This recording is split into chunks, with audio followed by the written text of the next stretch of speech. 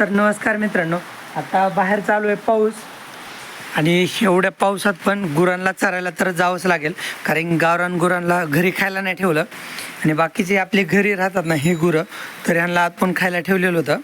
काल आणलेली मक्का आणि बाजरी खायला टाकली होती ह्यांना, हे खाऊन बसलेत.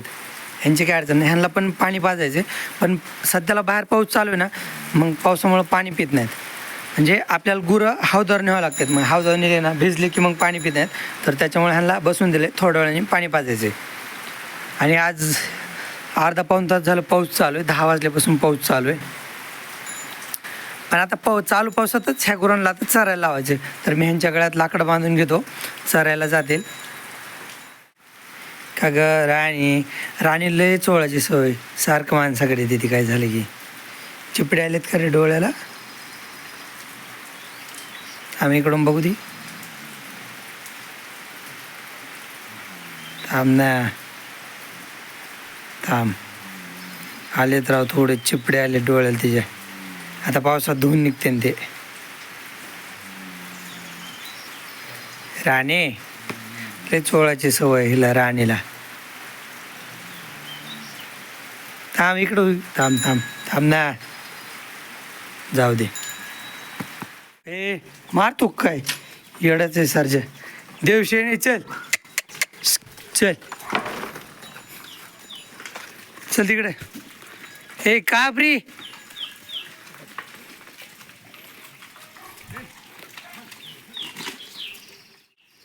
काटवात नाही त्यात का तळ्याकड. हे बागरी बगरी नाही काबरी, चल. तर गुरं अगोदर पलीकडच्या रस्त्याने गेले ते तळ्याकडं, पण आता काटवात चाललेत. त्या पावसाने नदीत जो चारा होता ना, तर तो आता म्हणजे किती 8 दिवस झालं पाऊस येतो ना, 8-10 दिवस झालं सारखं, तर नदीला आता चारा आलाय चरायला. आणि रस्त्याच्या कडेने पण आता चारा यायला लागलाय, पण आपले गुरं डायरेक्ट नदीलाच जातात. नदीला परत आपलं काटवंत शेत आहे ना, तर तिथं खातात थोडंफार. आत्ता ऊन पडलंय, बरं झालं ऊन पडलं. आत्ता म्हणजे जरा कामं करता येतील शेतातली. आता आम्ही ऊन पडले ना, अगोदर गुरांचा चारा काढून घेतो, मग बाकीचे कामं. अगोदर आता हे गुरं उठलेत ना, तर ह्यांना पाणी पाजायचे.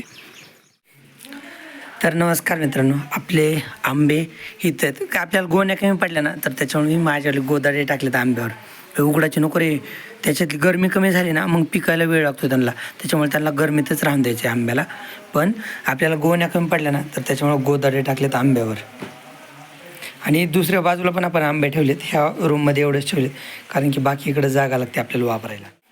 इकडे हे काही ठेवायचे राहिलेत ना आंबे, तर ह्याच्यावर गोदाडी पांघरून घातली. हे कॅरेट पण नंतर पिकू घालायचे.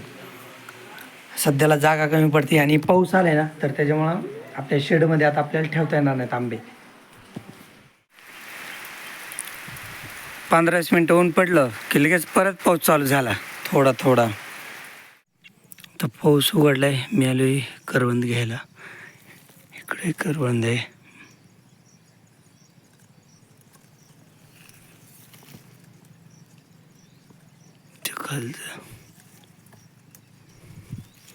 एवढे करून सापडले बघ मला, त्याच्यात बी अर्धे तर कच्चेच आहेत. आता मी आपले राहिलेले आंब्याचे झाड चेक करायला आलो आहे, म्हणजे पहाड बघायला आलो आहे. तर बघा इथे एक पहाड आहे, हा वाला. आपण त्या दिवशी आंबे उतरले ना, तर त्याच्यातून 1-2 आंबे उतरायचे राहिलेत. तर हे बघा हा वाला पहाड आहे, एकदम चांगला कलर झाला याचा मस्त. आणि आणखीन इकडे काय आंबे ठेवलेत आपण, हे उशिरा ठेवलेत, कारण की आपल्याला नंतर खायला. आपले घरचे उतरलेले आंबे संपले ना, मग त्याच्यानंतर हे वाले घरी घेऊन जायचेत आंबे, म्हणजे ते संपल्यावर हे पिकतील, हे अंदाजीने हे आंबे घेऊन जायचेत. तर हे पहाड देतो मी आत्याकडे, धरात त्या. आता आपली बैलगाडी इथं झोपून तयार आहे, तर मी जाणार आहे काटवातल्या शेतात, आपल्याला बाजरी आणायची. चल चिमण्या.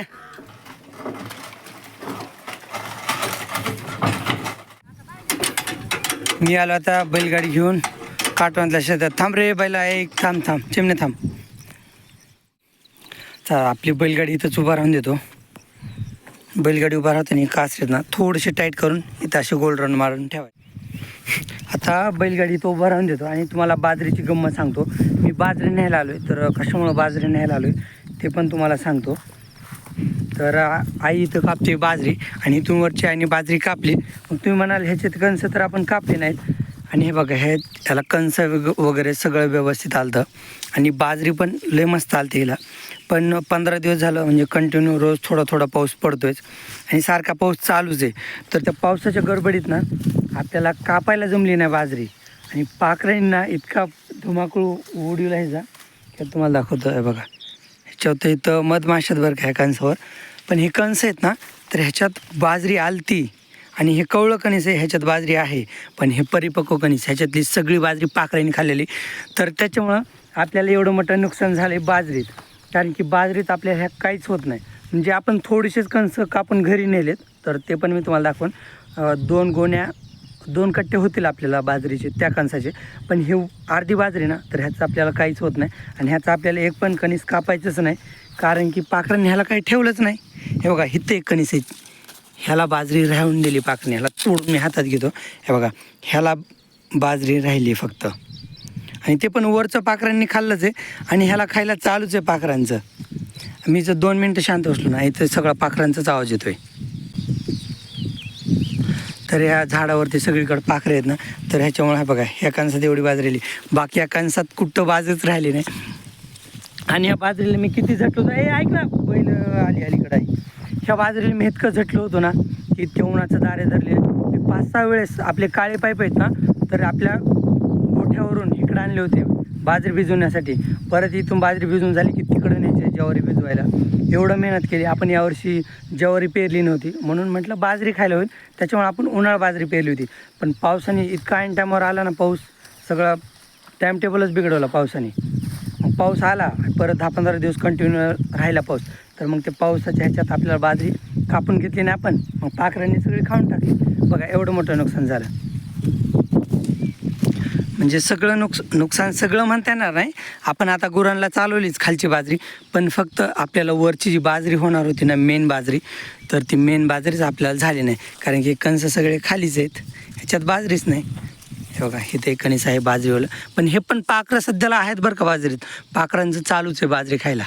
नाही पाखरांनी खाल्ले तर आपल्याला आंबे भरपूर झालेत ना, तर त्याच्यामुळं बाजरीचं काही टेन्शन नाही झाली तरी चला, गुरांना होती बस झालं तेवढंच. आणि सगळीच बाजरी बरं का, आता आपण ह्याच्यातली घरी काहीच नाही, म्हणजे सगळी गुरांसाठीच आहे. पाखरांनी शेवटपर्यंत काय ठेवलंच नाही आणि कंटिन्यू चिमण्या येत जात राहतातच. ह्याच्यात ना थांबा एक दगड टाकून बघतो आम्ही पुढं. आता बघा किती पाखरं उडते. हे बघा आत्ता 2-4 पाखरं उडली. असे कंटिन्यू पाखरांचं चालूच आहे. ह्या पावसाने सगळा घोटाळा केला रे. पाखरं म्हणजे खायनात का थोडीफार, ऐक रे ऐक, पाखरं थोडीफार खायनात का, पण पाऊस आला ना तर त्याच्यामुळं लईच खाल्लं पाखरांनी. बैलगाडी सोडतो मी, मागची बाजरी भरतो आणि बैलगाडी सोडतो. तुम्हालाच खायचं रे सरच्या घरी गेल्यावर. तर पाठीमागं मी बैलगाडी सोडली होती आणि बैलाला थोडं वेळ इथं चरायला बांधलं होतं, पण चरून झाले. चरले की मी रान तुडविलेले बैलांनी. हे सरच्या कपरे मार नको. चला आता बैलाला घेऊन जातो. हां बघ सापडे सुरुवातीला कापलेस तिथं. एवढी बाजरी झाली बस होती गुरांना. बाजरी गुरांसाठी फार चांगली बरं का, बुडक्यापासून शेंड्यापर्यंत सगळी हिरवीच आहे. फक्त ह्याच्यातले दाणे पाखरांनी काय ठेवले नाहीत, खाऊन घेतलेत. हो बस चल. आणि आणखीन भरपूर पाखरं आहेत ह्या बाजरीवर. सगळी बाजरी आपली गुरांसाठीच न्यायची आता. आणि आबाळाचं तर काय विषय नाही. आत्ता हे 2 तास झालं पाऊस नाही, म्हणजे थोडंसं ऊन पडले, नाही तर आबाळ तर फुललंय सगळीकडून. बैलाला मी डाळिंबाच्या शेतात आणले. इकडं त्यांना गवत खायला बांधणार आहे मी. थांबे त्याचं आहे काय खातेत का बघू ना. खाते राव, चिमण्या खाते. हे सरज्या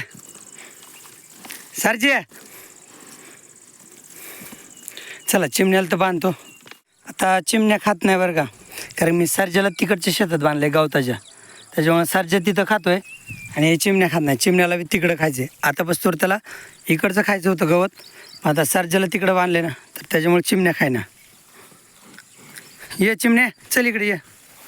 नाही खाणार, नको नाटकं करू. आता ह्याला बी बांधतो तिकडंच. खुश का आता आता ह्या गवतात बांधलेत बैल सरच्या पलीकडे आणि चिमण्या इथं. आता मस्त खाईल चिमण्या. असं असतं बैलांचं. मी सरच्या तिथं खात नव्हतं म्हणून सरच्याला गवतात बांधलं, तर लगेच चिमण्याने बी नाटके करायला चालू केले. पलीकडं आपली मका आहे सध्याला तर चांगल्या कंडिशनमध्ये. बघा ही अशी मका सध्याला ओके. तेच मस्त. मी 1-1.5 तासांनी परत त्यांना घेऊन जायला येईन. परत मग त्यांना घरी न्यायचं. म्हणजे आता कसं ना, ते पाणीच पिले नाहीत सकाळपासून, बैल पाणी पिले नाहीत ना, तर आता इथं थोडंसं पाय मोकळं होईल, फिरतेन गवत खातेन, मग घरी जाताना नक्की पाणी पितील. पाणी पिण्यासाठी त्यांना चरायला बांधलं आहे, पाणी पिवत म्हणून. घरी गेलो मी, लयच उशीर झाला बैलाकडे यायला. बैलांनी बघतो कसं खाल्ले सरज्या. अरे गवतातच लोळतोस तू सर. पण इकडचा राऊंड तर व्यवस्थित खाल्लं राव, नीट खाल्लंय सरजेने गवत. चिमण्याने लय तोडं केली. चिमण्या कधीच व्यवस्थित खात नाही, नीट खात नाही. तरी पण खाल्लंय बऱ्यापैकी चिमण्याने. पलीकडं तसं वाढलेलं आहे आणि अलीकडं खाल्लंय त्याने व्यवस्थित. पण एवढं चांगलं चिमण्या खातच नाही. इकडचं गवत तसंच आहे. चला आता यांना घरी नेतो. घरचे तर सगळे कामं झालेत.